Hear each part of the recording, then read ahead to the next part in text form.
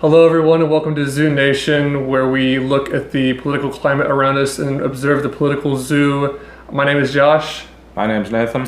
And we're here to talk to you about a few topics that we have looked at. And today is July 6th of 2021. And a few things we've been discussing. One of the big things going on now that I've seen has been involving the transgender issue when it comes to sports. That's a big one we see, obviously, with the Olympics, but this is just part of it. Really, it sparks a discussion of this just in general, not just for the Olympics, right? When it comes to whether it's NBA, NFL, whatever is going on, even though it hasn't come to that space necessarily yet, this is a conversation that not just our country, but the world is asking itself. Right. And as we were discussing, really what this started out with was in New Zealand. There was a New Zealand Olympian athlete, not Olympic champion by any stretch, named Laurel Hubbard, I believe is the name, yes. And that's really what kicked this off and became a weightlifter. First off, was a biological male. That is a biological male, that is a fact, and has transitioned from man to woman. And so as a result is competing with other women. Yes. And so this kind of kicks off the issue of should this be allowed, or if this is allowed, under what circumstances, and we're here to supply you with our take. The thing that I think of as we were doing some research even before the camera started rolling is, well, what's the average when it comes to lifting weight, right? Whether male or female. And one thing that we observed was when it comes to the different weight classes is that even with the weight classes, women are allowed 2 more kilograms of muscle mass than men in this specific instance. So their weight class is 56 kilograms. And in the Olympics. In the Olympics, correct. When it comes to their record is 307 kilograms. That's how much a man in a 56 kilogram weight class can lift. That is the record. Then the woman, it is, and this is what we were discussing. See, the thing is, I couldn't do that. I certainly couldn't do that, and you couldn't either. 100%. But the thing is, we would have the potential if we were to really eat right, if we were to work out very hard, have a good coach, things of that nature, a lot of training over time, and given enough time allotted, we could do that.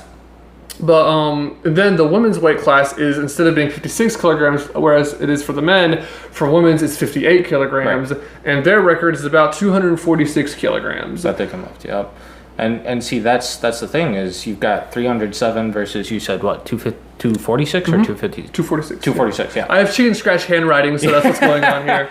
No, I mean, either way, they're both heavy. I couldn't do it, regardless. But these are women that have trained years and years and years to get to these Olympic records, or even just Olympic weights in general. And this is being taken away from them by having these mediocre men that have also trained, that have definitely trained, but they're still not, they're mediocre men in the sense of they haven't been able to compete at the highest men's level. So that's why I say mediocre men. Right. But yeah, I mean, we're taking away from the fact of that these women have trained so hard, and now we are allowing somebody that was a male at some point now identifies as a female and still has the biological build of a male and the muscles and everything of a male.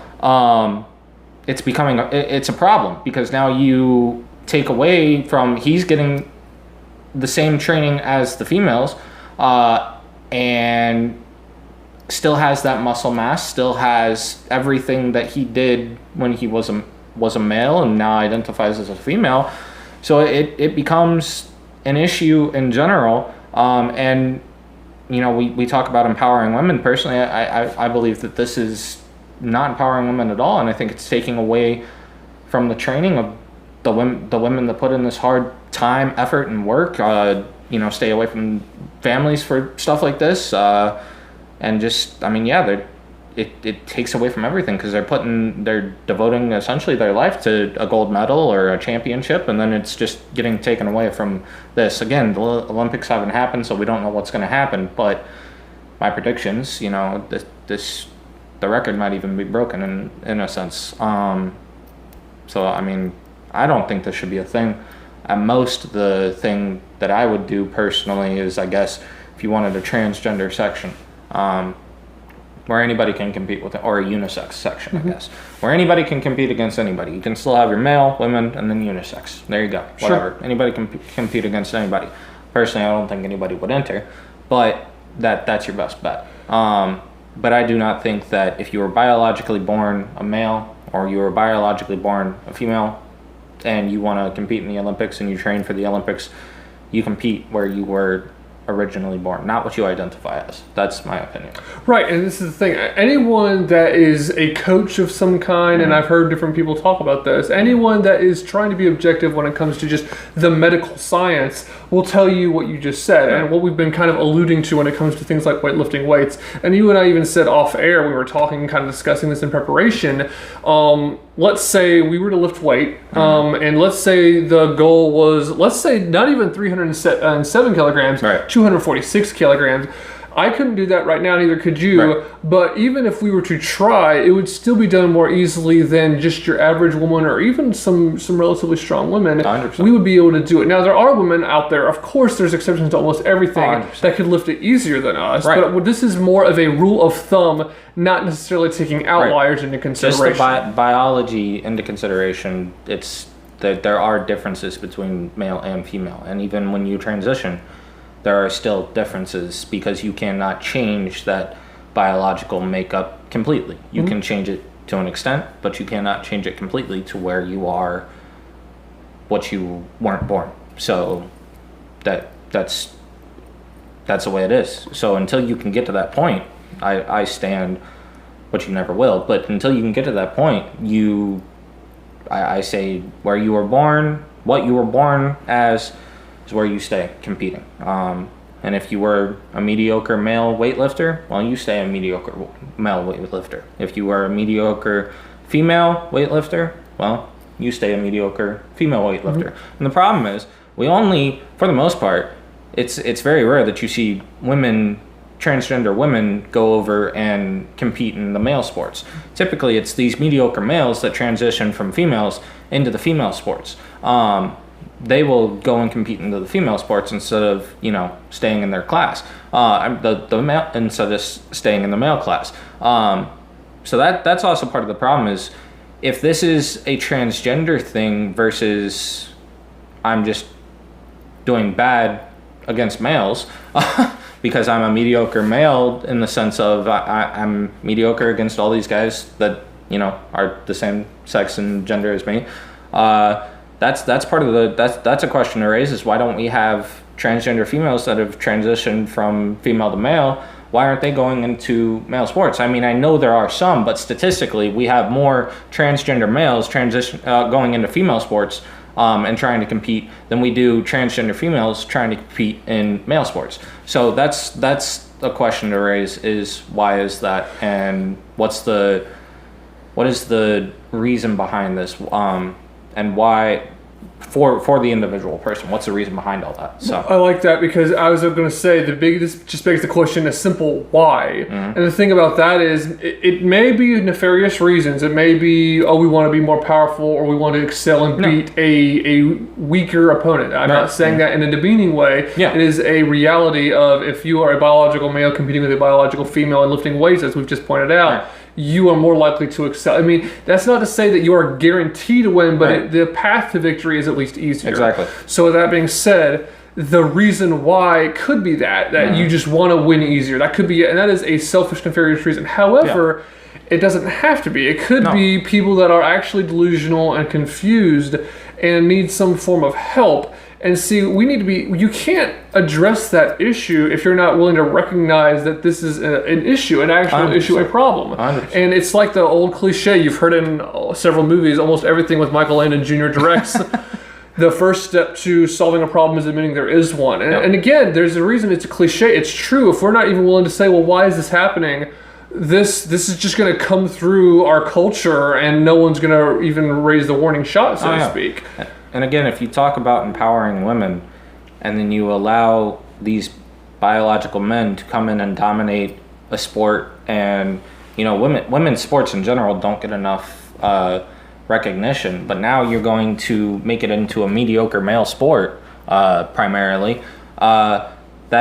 That's not promoting women. So we talk about lifting up our women, and that's a great, I could get behind that in a sense, but we're completely defeating the purpose when we're allowing biological men to join these sports. So I'm totally against it. I mean, if it's a unisex sport or whatever, that's different.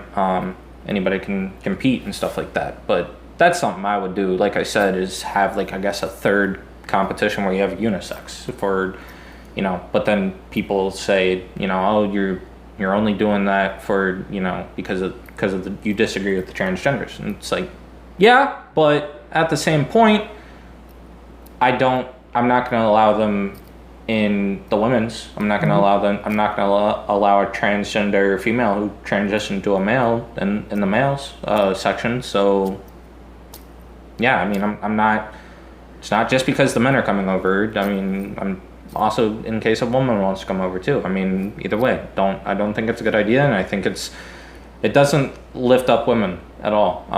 It doesn't promote the women like the media wants. Thought we wanted to empower women. This is not empowering women at all. This is empowering false women, in my opinion. And yeah, just because you say something is true, if you say it over and over, it doesn't make it true. Anymore, we believe that, but yeah, I don't know. I personally, my opinion is I don't think that you should have this at all. There, like it or not, there is a distinction between male or female. There is a biological difference, strength-wise, mind-wise, that's no. But as far as strength and everything, just body build and all that type of stuff, there is a biological difference between male and female. And that's just biology. Yeah, and that's a really good bridge to me. We've kind of gone into a little bit of the medical and kind of the scientific with the notes that we've kind of gone over involving weightlifting. That's a good bridge into kind of the cultural ramifications of this. And one part of it, so you've kind of gone into a bit of the solution. What would the solution be? And what you said, I don't know if it would be called unisex or uni kind of means one, so I don't know if it would be unisex or what have you, but you're probably right. If that would be a solution, that could be a solution. Because the thing is, the solution, you and I can agree, is not to just let it happen as it tends to be right now. To just let transgender, I get confused, I confess. To say transgender men, I guess means a woman that identifies as a man, or is it a man that identifies as a woman? I get confused on the jargon and the lingo, but you know what I'm saying. If I say a transgender man, let's say a man that says he identifies as a woman, which again, like you've said, as you've correctly pointed out, is almost always the case. You hardly hear any going the other direction. But let's say, so we agree, the solution to that is not, go ahead and join the one you identify with, the side or the class you identify with. We agree that that's not a solution. So what could the solution be? And so one solution, as you just said, is to have a bigger brigade or just a new group of that would be unisex, and that you can just welcome all comers. You know, like you kind of said earlier, basically anything you identify as, go ahead and come on in, whether you're a male that identifies as a male or a woman that identifies as a woman or a non-binary, whatever. See, there's that too. Come on in and compete against each other. Exactly. Or to me, the only other solution would be, well, you can say you're a woman, you can call yourself Sarah, but the fact that you're born as a biological man, you need to compete with the males. I need to be specific with males, biologically, what you were born as. And to me, it's like, that should not be an issue, as long, because you could even make the rule that the people, I wouldn't want to compel speech, but this would definitely be a good compromise in the somewhat right direction. If a league, so to speak, would say, well, you can compete in the males league because you're born as a male, but the other athletes have to call you by your pronouns. Again, I'm not for compelled speech, but versus what we have now, that is at least a step away from that. 100%. Again, that's not my end goal. My end goal is complete freedom of speech, complete freedom of association, but it's at least better than, well, you will go in the league you identify as, because like you've said, this goes into the cultural, that doesn't serve women. And the thing is, people may say, well, if you put us in our own league, I'm acting as if a trans person is speaking, if you put us in our own league, that's demeaning. Well, it's like, well, do you think it's not demeaning to women to be beaten by a biological male? This is the issue. And that's not a question that's raised. And as we said earlier, we were off air, as I said earlier to you, it's such a bizarre hill and horse to ride on for feminism.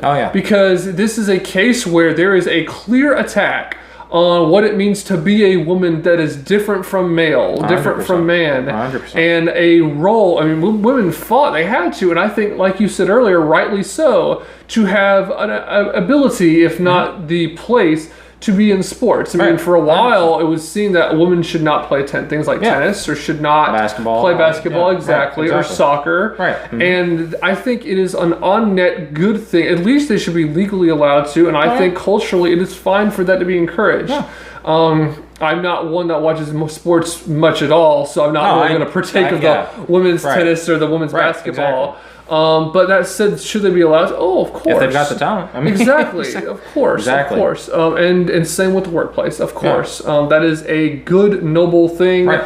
That is a good egalitarian. Again, egalitarianism has a role. I didn't even mention this to you, but Jordan Peterson, who I've listened to, the clinical psychologist, has brought up, there's a place for the left. There's a place for progressivism. There's a place for social tolerance and things like that. We actually said off air, liberalism has a place. To a certain extent.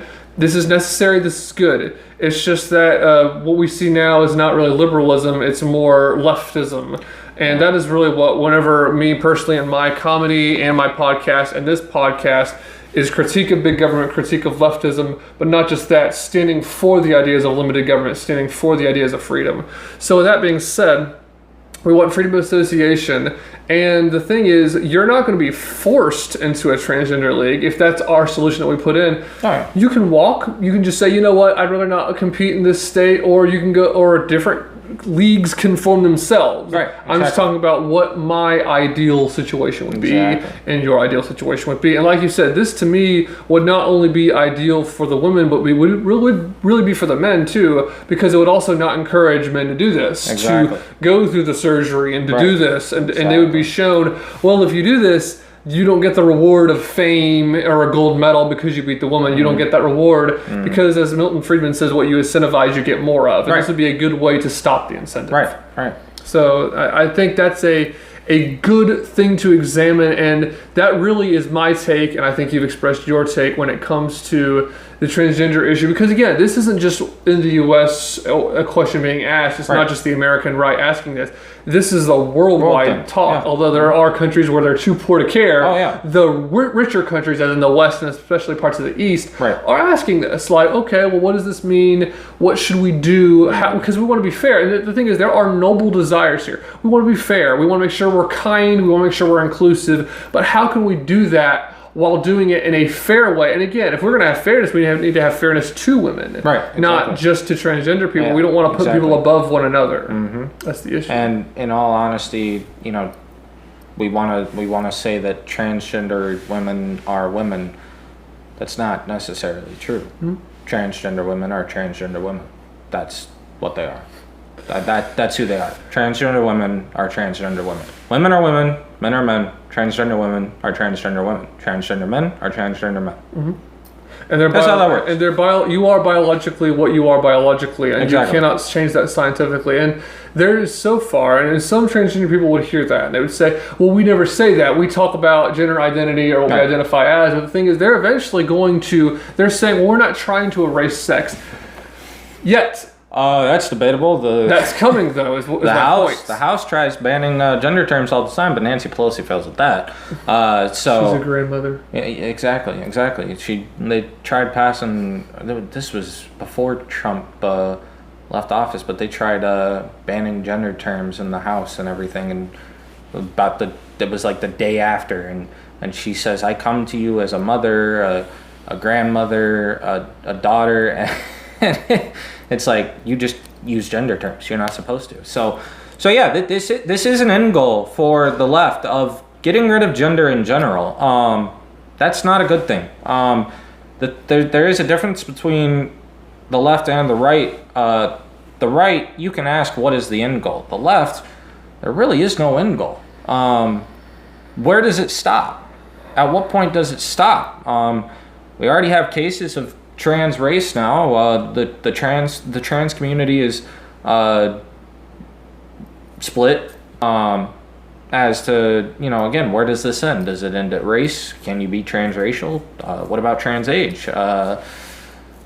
Just anything? Trans anything? Anything you don't possibly like about yourself that you feel you should have been born differently. I should stay another age. I should be a different race. So yeah, where does it stop? The left does not have that stopping point, whereas the right, they do have stopping points. You might not agree with those stopping points, but they do at least have stopping points, and you can see where these things are leading to, or possibly could lead to, versus the left, they have no ultimate end goal in the sense of, okay, this is what we look to achieve, except for dismantling gender, dismantling America, dismantling police, dismantling whatever. That's it. Just dismantling something. Okay, now where's the building? All right. I was going to say, I think an end goal would be like disunity and division. Right. But then what? That's the point. That's fair enough. That's the point. Fair is enough. With the right, you at least have these points, and then what happens after that? For the most part, I mean, you can't keep going on, and then what, and then what, and then what, of course, because you can't see that far into the future. But we do have the right does have, a couple of and then what's, whereas the left does not have and then what. They have, defund the police, okay, and then what? It's really, well, we put social workers in place, okay, but what happens when you need to put somebody in jail, and then what? We don't have those goals. It's just dismantle, no build up. So that's part of the problem from the left. And a warning that I would issue, and this is something we discussed, is that, and you pointed out to me, correctly so, the move, I don't know if it was a year ago, 2 years ago, or how long ago, the movement, as small as it was, to add P, meaning pedophilia, to LG and B, and how that met with significant backlash and did not go forward. Right. And what I basically said in response, and I'm saying this so the audience can hear, is that was a move in terms of orientation. Right. See, there's really two parts that I can discern, and it's taken me a while to come to this conclusion. As far as LGBT, right? Sorry, words got tangled. LGBT, and there's a plus in there, but right somewhere, and I and A, I think. Exactly. And there's so many jokes. I think there's that XYZ, but that's mainly right winger jokes. But regardless, there seems to always be two wings to this bird, right? Which is one of sexual orientation and one of identity. Right. So when the P tried to get added on pedophilia, that was a move on the sexuality side. Right. And what you pointed out to me this evening was, it seems it's coming. Like you said, there's transgender, transracial is also identity. And eventually it's going to be, instead of, well, in my sexuality, I am a pedophile. I identify. It's going to become identity. Yeah. This is what I want. Because even though I'm 72, I identify as 14. And that is a dangerous thought. Cannot be allowed to stand. The question is it going to be opposed as strongly this time? And pray God it does. Pray God it's opposed. And that's the whole thing. Like I said, it's and then what? So where is the stopping point for the left? Because you can introduce some really bad things. Again, trans age, that's not even possible. You might, I could feel like I'm 10 years old. My body is not 10. That's not possible. I can't go back. I can't revert time. Again, we have transracial now. We have, transgender. Where does it stop? Again, I will treat every person with respect and dignity as much as possible, but this eventually, some people just stay off until it, leave my kids out of it. Well, it's starting to hit us, and it's starting to hit the kids. Now, when does it stop? So this just came to my mind. It's hilarious. There's going to be, and I'm going to go ahead, maybe we should start this movement just to make fun of them, kind of like we started Super Straight, of trans follicles, of bald people that want to grow hair. That would be perfect. I identify as IF hair, exactly. If they're like unable to grow a beard and you're like, I'm trans follicle, I'll recognize I do have a beard. That would be a pretty funny thing to get started, and who knows, it may start out as an ironic thing, and then everyone's like, you know what? That's a really good idea. Let's kick that off. And keep saying it enough, it eventually becomes right. That's what say something. That's what a certain right winger said. We'll put it that way. If you repeat a lie often enough, and it was not Donald Trump, by the way, it was somebody else. Although you might think it's the same person. Well, the radical left. This is true. Because Trump is who. So with that being said, like you just said, where does it end? And the question is like, there's no answer to it. We just don't know. Right. We don't. So there is no end goal. It's just dismantle the traditional anything. Because what the tradition is bad. That's all we know. Right. And That's it's like, all we know. well, what else do you know? So what do you oppose? We built. And it's not enough to just be opposed to something. You have to stand for something, and that's the issue. Is that the radical left anyway does not stand for anything. As we've said, the limited left there's a role for it. 100%. And when you said earlier about the right not going too far, it depends on how you define right. Some people will say, well, what about fascism? I actually group, and there's been better spoken people talk about this. Right. I group fascism on the left because that's government control. I think 100%. on the right, you've got less government control 100%. rather than more. Some people disagree with that, though. But moving to the next topic, if we can, the next topic that we were going to talk about involved, frankly, bleep word 19. We're not going to go into that because YouTube, please keep us on. But involving the vaccine, Fact we'll put check. it that way. Yeah, fact check, true. Which we'll get to later. I wonder if you could avoid it by just like pasting it right here on the table, you know? Yeah, or holding up as like a We sign. fact checked it ourselves. Yeah, we just get ahead of it, right? But when it comes to we'll just say the vaccine, if we can even say that word anymore. The jab. The jab, there you go. And that's not a Brooklyn pronunciation of job. That is the jab. And it's also not a left hook if you're a boxer, that kind of jab. It's a different kind. So the Daily Wire came out with an article, and I'm going to read it right here. And as this is pasted over the screen, this will be a really good thing to read. Internet erupts after Biden, Psaki push door-to-door plan targeting unvaccinated people. This is written by Hank Berian of the Daily Wire on July 6th of 2021. On Tuesday, President Biden and White House Press Secretary Jen Psaki both spoke of a door-to-door approach to convince Americans to get vaccinated in response to COVID-19, prompting an outburst of harsh criticism from social media. Biden stated at his update on the COVID-19 response and vaccination effort in today's, I'm not going to do his voice, in today's briefing, we discussed how our administration is going to devote the remainder of the summer to a special focus on 5 ways to make gains in getting those of you who are unvaccinated vaccinated. So basically, before I say anything, you've understood what was going on. You actually pointed it out to me before anyone else did. What are your thoughts when it comes to this, and what is the role of government when it comes to vaccination in general? The role of government when it comes to vaccination is not to treat vaccination like it's a religion, for one, and not treat this like there is a separation of church and state, and the church is not church. I mean, the government is not church. So going door to door, asking if I've been vaccinated and trying to give me information. If you want to give me information, that's perfectly fine, but also you can put it in a mailbox. But asking me if I've been vaccinated, we have HIPAA laws for a reason. I have a right not to tell you, just like you have a right to not tell me. To your privacy, yeah. So I have a right to my privacy, you have a right to yours, and everybody, the same. So yeah, the role of government is not to do this at all. And I can assure you that I will not be talking to anybody if they appeared at the door. I will say, have a nice day. Would you like a drink of water? And yeah, if you want to get the jab, get the jab. That's your free choice. The government should not be able to tell me what to do as far as like what to put into my body as far as like a jab. If you want to get it, by all means. If you think that's best for you, like with elderly people or any person that you might be around that possibly has like a certain disability that is really resistant, non-resistant to certain bacteria or something like that, yeah, probably that might be the best for you. But what's best for you is not necessarily what's best for me.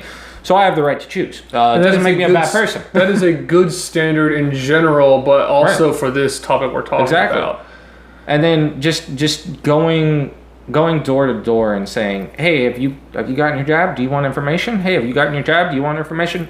No, that's not your business. And not only that, you're wasting time. Second off, another question is, are these volunteers that are going to be doing this, or are we going to at least pay these people to kind of fix the the little economic crisis we got going on right now with Biden? Are we gonna pay these people at least? And pay them with what? I assume taxpayer dollars. Exactly. Taxpayer. Yeah.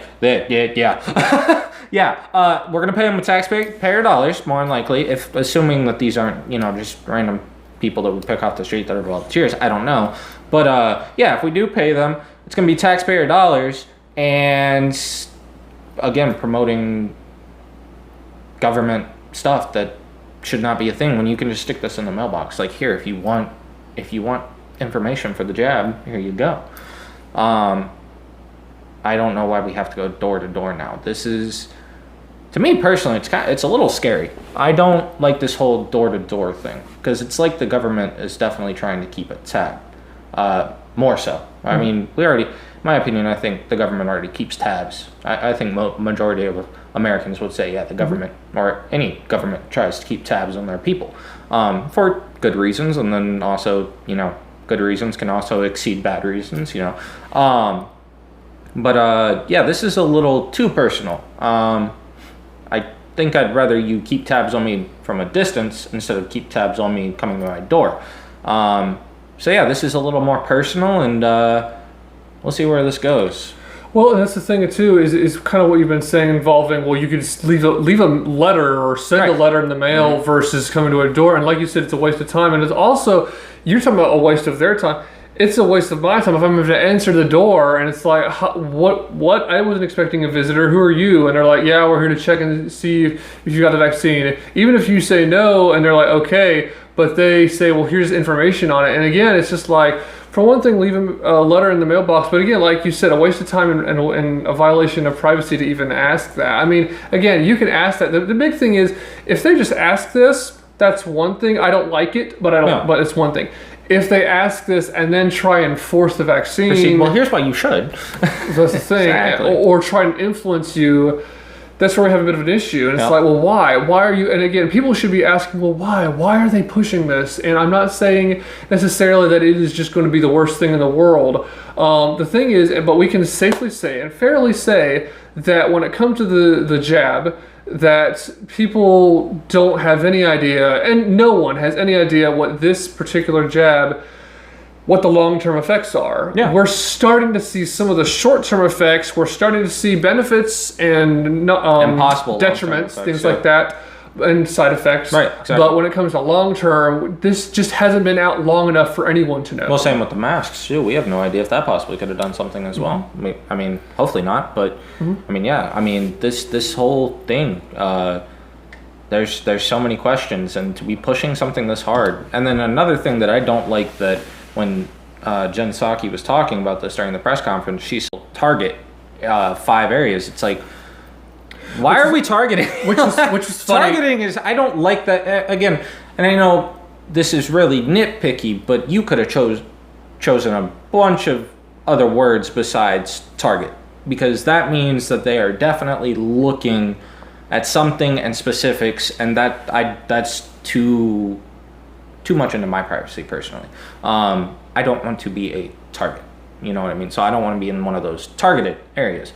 And you can, if you can pull up that clip for him, you could show him what I mean. But the president will outline 5 areas his team is focused on to get more Americans vaccinated. 1, targeted community by community door-to-door outreach to get remaining Americans vaccinated by ensuring they have the information they need on how both safe and accessible the vaccine is.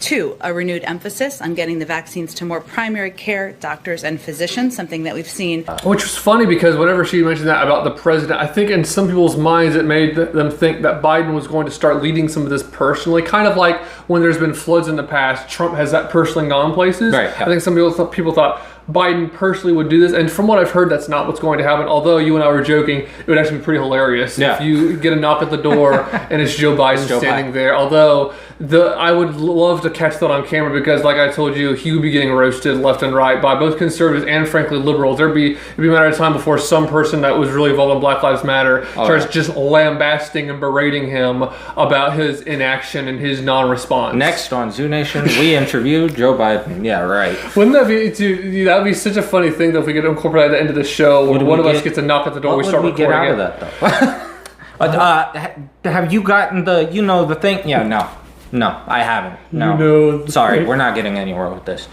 The man, okay. That's a separate video about just Joe Biden in general, without even bringing up Hunter, which we'll get to eventually.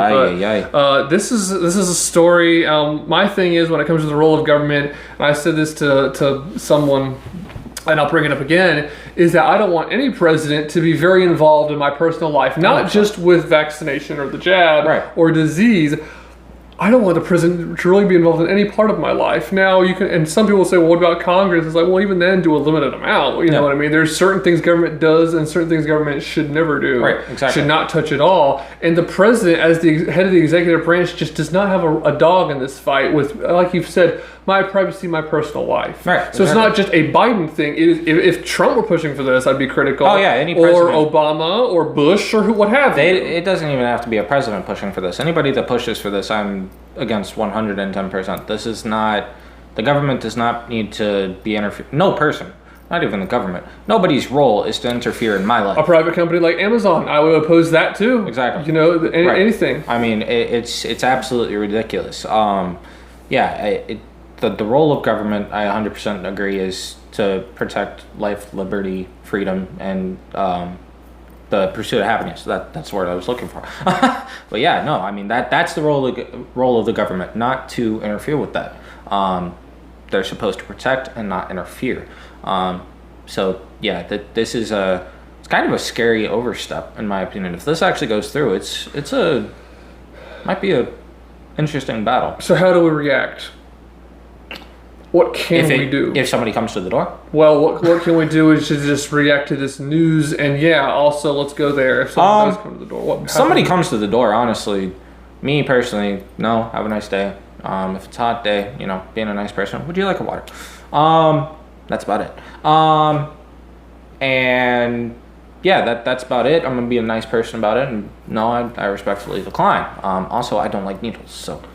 Well, we could. The thing is, there should be at least a process to say, well, let me see if I can call your boss, and then if you need be, call their boss and call all the way up and just say, look, I dissent to this. Don't come back to my address. The question is again, it goes back to that word she used of target. How much of this is possible invasion of privacy? That's a question that could be possibly fought in courts later. Not now because it hasn't gone through as of yet or in effect, but we'll see if this goes through. It could possibly go towards lawsuits of invasion of privacy. How I deal with the person is just, no, have a nice day, get off my lawn. That's the way I deal with it. Now, as far as how the American people should deal with it, I think the same way, but also, again, how to push back against this, try and get people to look into this further, the higher ups, like the courts and stuff, look into this. Is this a possible invasion of privacy? Mm-hmm. Why are we targets? Why is my district or whatever a target? What have they been looking at? And that's kind of like we were talking earlier, the NSA and Tucker Carlson. Mm-hmm. The NSA, we'll get to, yeah, the NSA declines that, denies that they haven't been looking into the emails, or that he's not a target. They didn't necessarily say that they haven't looked into his emails. They just said that he's not a target, which that's some interesting stuff as well. But so the question is some same stuff kind of happening with us of like how much of our privacy has been invaded? And I'm sure if we really did some digging, we'd be very shocked, yet, well, I saw it all along kind of thing. If we knew what the government or NSA or anybody was doing with our information. I mean, so yeah, I think what this could possibly lead to is, like I said, a possible battle in some courts, and just some irritation for sure. Definitely think if this goes through, polling for 2024 for Biden or even Harris, that people don't like that. Democrat, Republican, Libertarian. Most people don't like their privacy invaded like that. Mm-hmm. I don't have an obligation to tell you this stuff. And even just other than that, a waste of time, like we've said. People don't like their time being wasted. Just as a practical level, whatever your ideology is, it's like, well, don't waste my time. I don't care what part of the government you're from or what my view of government is. Just don't waste my time. Exactly. But moving on to the next segment, if we can, we'll get to first. So I'm on Facebook more than you are, and I also have an Instagram account, as do you, and please follow us on Zoo Nation on Instagram. But with that said, on Facebook, and I don't know if Instagram did this too, but maybe you can educate me. I know on Facebook, that you can get. I mean, you as in the user will get a notification now. What you would see typically was you'd be scrolling through and you'd see something and it'll be fact checked. Like, well, fact check. Our fact checkers say this. Right. Or information on COVID here. Right. And I said the word.